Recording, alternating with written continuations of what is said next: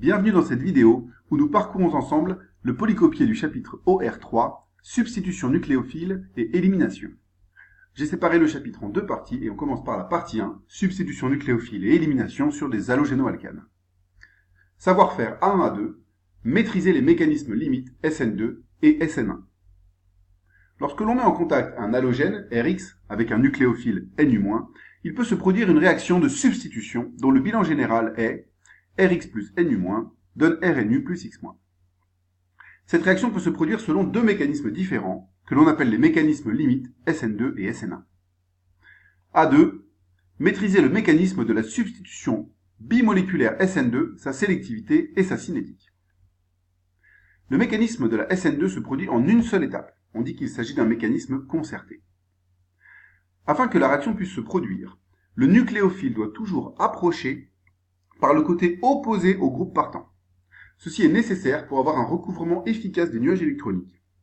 Et nous l'expliquerons plus en détail lorsque nous aurons avancé en chimie quantique, en particulier lors du chapitre Q3. Voici le mécanisme.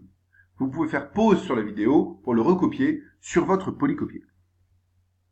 Quelques commentaires sur le mécanisme. C'est un mécanisme en une seule étape. On voit ici bien que le nucléophile arrive du côté opposé au groupe partant.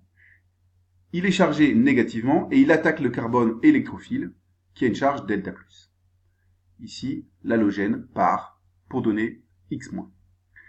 Ce qu'il est important de retenir dans ce mécanisme, c'est la géométrie du carbone dans le substrat au départ et dans le produit à l'arrivée. On voit qu'elle s'est inversée.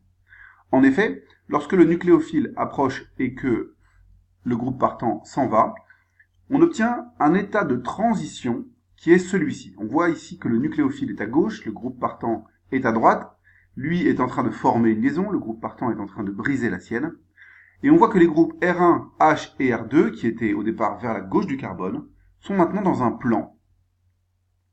R1 est resté dans le plan du tableau, H est resté à l'arrière et R2 est resté vers l'avant, mais ils sont tous dans un même plan vertical.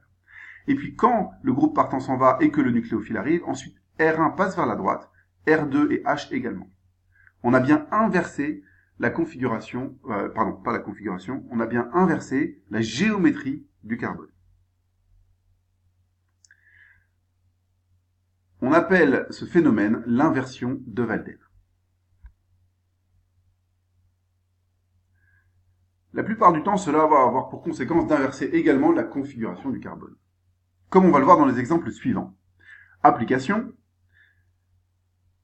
Écrire le mécanisme et les produits des substitutions bimoléculaires suivantes et en déduire la sélectivité de la réaction. Je vous laisse le faire vous-même sur le polycopier en mettant pause sur la vidéo et je donne les résultats dans quelques instants.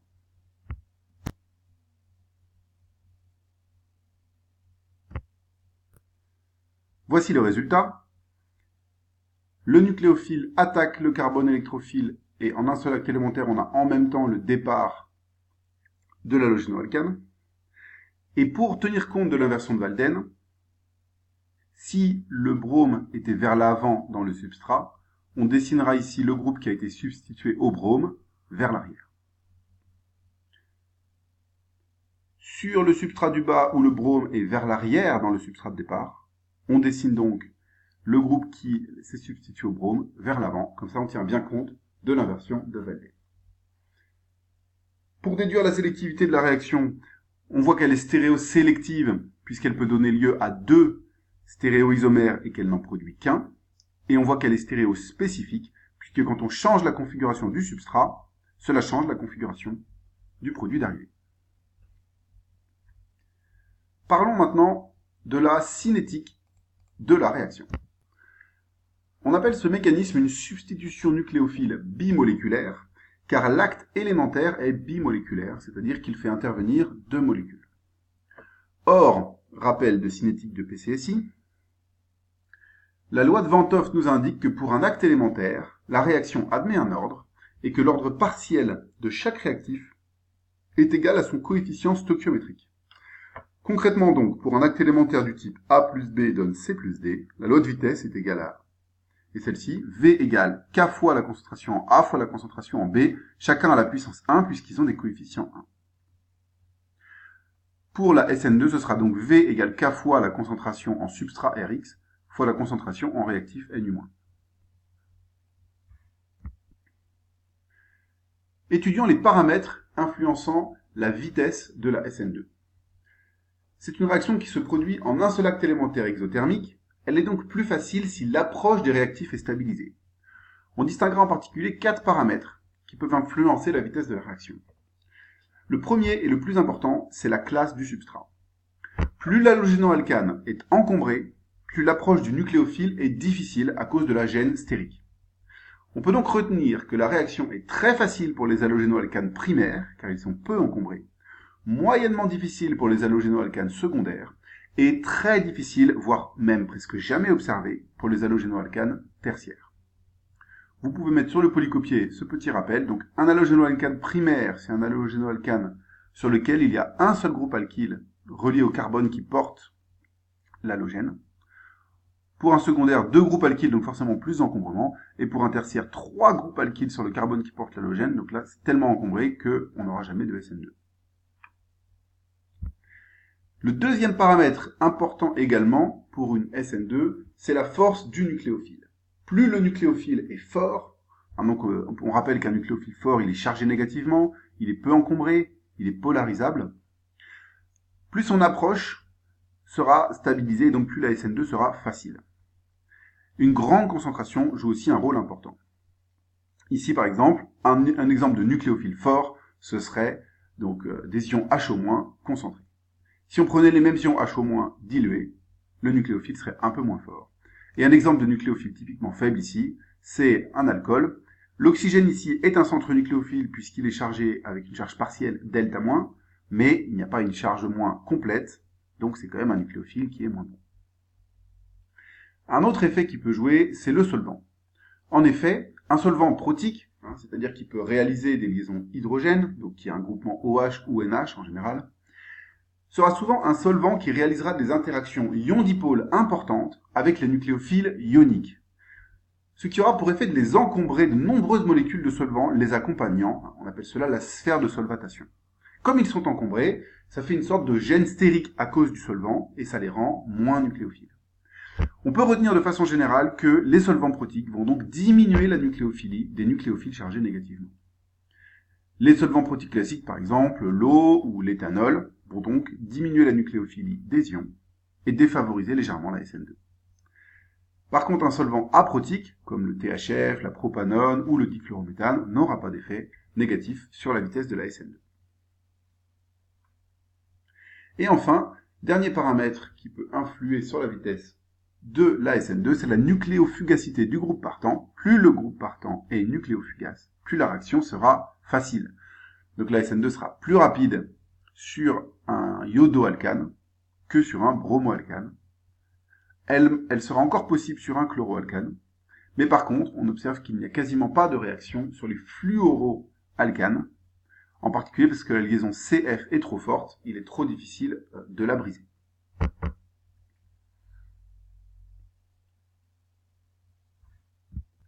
A1. Maîtriser le mécanisme de la substitution monomoléculaire SN1, sa sélectivité et sa cinétique. Le mécanisme de la SN1 se produit en 2 étapes et passe par un intermédiaire réactionnel carbocation. La première étape est l'étape cinétiquement déterminante. L'halogène part de la molécule et on obtient l'intermédiaire réactionnel carbocation très instable, ainsi qu'un ion halogénaire. C'est l'étape la plus difficile du mécanisme. La deuxième étape ensuite est facile. Le nucléophile chargé moins peut attaquer le carbocation qui est un très bon électrophile, ce qui donne le produit final dans lequel il y a bien eu substitution de l'halogène par le groupe nucléophile. Lors de cette attaque du nucléophile sur le carbocation, le nucléophile peut attaquer soit par devant, puisque le carbocation est plan, soit par derrière, de façon équiprobable. S'il attaque par devant, on obtiendra ce produit-là. S'il attaque par derrière, on obtiendra ce produit-là. On obtient donc un mélange à 50% 50% des 2 stéréoisomères. On dit que la réaction est non sélective. Prenez le temps d'écrire ce mécanisme vous-même en mettant pause sur la vidéo pour bien le comprendre.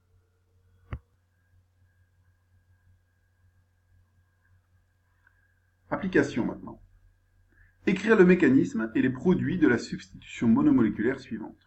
Je vous laisse le faire vous-même en mettant pause sur la vidéo et je donne les résultats dans quelques instants.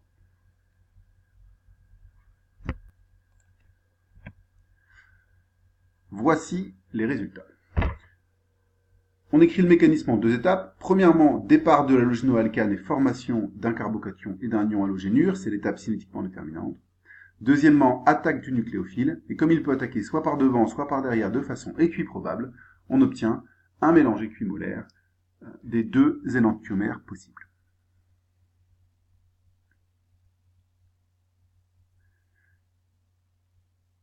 Intéressons-nous à la cinétique de la SN1. On appelle ce mécanisme substitution nucléophile monomoléculaire, car l'étape cinétiquement déterminante de ce mécanisme est monomoléculaire. En effet, c'est la première étape, et on voit qu'elle fait intervenir un seul substrat. Elle est donc monomoléculaire. Si on applique la loi de Van't Hoff, on en déduit que sa loi de vitesse sera V égale K fois la concentration en halogénoalcane. Ça veut dire que contrairement à la SN2, la concentration en nucléophile n'intervient pas ici, dans la vitesse de la réaction.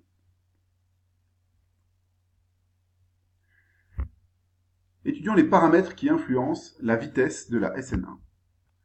Contrairement à la SN2, l'étape cinétiquement déterminante d'une SN1 est un acte élémentaire endothermique. Il ne s'agit donc pas d'étudier ici l'approche des réactifs, pour savoir si la réaction sera facile ou non, mais d'étudier la stabilité de l'intermédiaire réactionnel carbocation formé. On distinguera en particulier trois paramètres influençant la vitesse de la réaction. Le premier et le plus important est la classe du substrat. Plus la classe de l'halogénoalcane sera grande, plus le carbocation formé sera stabilisé par des effets d'hyperconjugaison plus I. Des effets mésomères plus M peuvent aussi intervenir pour stabiliser le carbocation.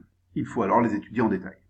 On peut retenir de façon générale que la réaction est très facile pour les halogénoalcanes tertiaires, moyennement difficile pour les halogénoalcanes secondaires et très difficile, voire presque jamais observée, pour les halogénoalcanes primaires, sauf s'ils sont stabilisés par des effets mésomères bien sûr. Vous pouvez dessiner sur le polycopier ce petit schéma. Donc un halogénoalcane tertiaire va faire des SN1 très facilement puisqu'il donnera un carbocation tertiaire stable. Pour les secondaires, c'est toujours possible, mais pour les primaires, c'est très difficile, voire presque jamais observé. La force du nucléophile n'a aucune influence, puisque le nucléophile n'intervient pas dans l'étape cinétiquement déterminante. Le solvant peut toutefois avoir un impact. En effet, un solvant protique sera souvent un solvant qui réalisera des interactions ion-dipôle importantes avec les ions, ce qui aura pour effet de stabiliser le carbocation formé, et donc de rendre sa formation plus facile. On peut retenir que de façon générale, les solvants protiques vont accélérer la SN1. Et enfin, la nucléofugacité du groupe partant joue aussi. Plus le groupe partant est nucléofugace, plus la formation du carbocation sera facile. Remarque supplémentaire concernant la SN1 et la SN2.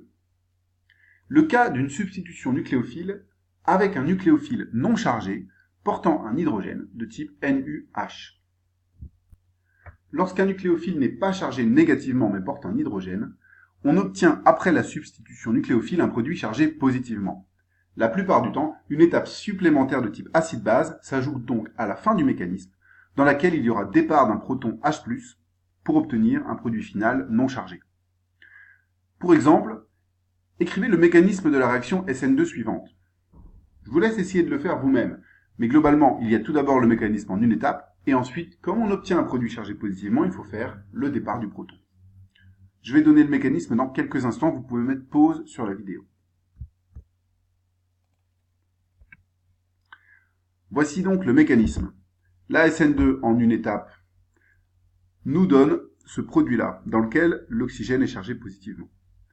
Pour le départ du proton, attention à ne pas faire une flèche qui va vers le proton, puisque quand un proton part, il cède en fait le doublet électronique à l'oxygène. La flèche va donc vers l'oxygène. Voici le produit final que l'on obtient avec un proton.